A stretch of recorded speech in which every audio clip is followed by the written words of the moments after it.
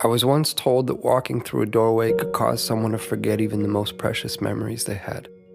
Memories of good, memories of bad, memories of love and of loss, all tucked away neatly, stored like the worn-out blankets that were kept to dress the rainy days and bad habits that happen from time to time. Or what it felt like to rest your head on a friend's shoulder that still carries with it the creases from where you last placed your heart. Just like that. Gone within a single step.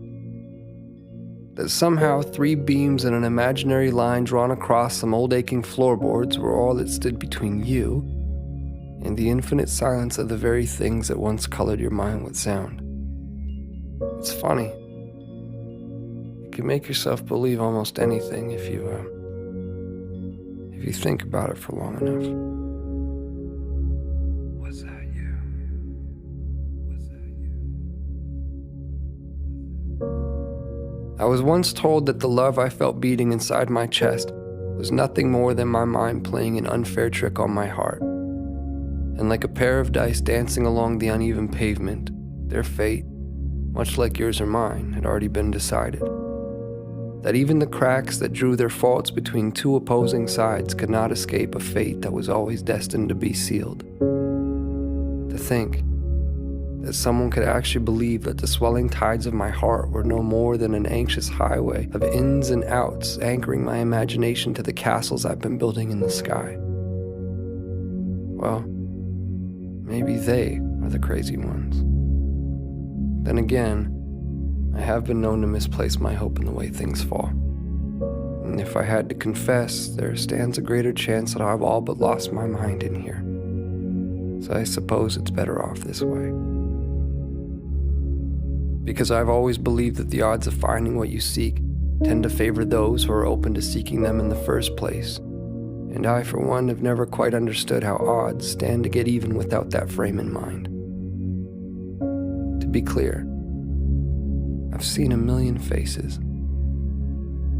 I've seen a million different faces, each one mirroring that of your own. And still, none of them have felt like home to me. None of them have felt like you. So here we are. And I can vaguely and strangely trace your outline. I can remember what it felt like to hold you. I can remember what it was like to stare blindly into your eyes for what felt like an eternity. How could I forget that? I could never forget that. I could never forget you. No matter how long it takes for my words to make their way through the vastness of this place we've called home, I unto you and you unto me, I say them and will continue to do so. Day after day, night after night, never knowing if you'll actually hear them. There's no place for time here.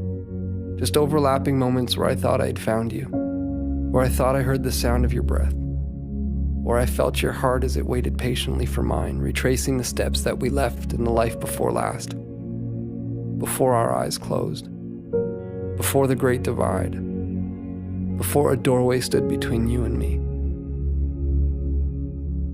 As it stands, I found myself in that doorway again, with both feet in and your heart on my sleeve. But I can't bring myself to walk through this time. Not yet, at least. Not until I take one last look and see that it was you. That it was always you.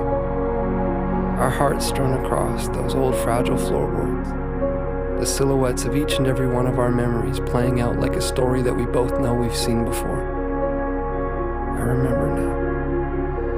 This was where I first found you.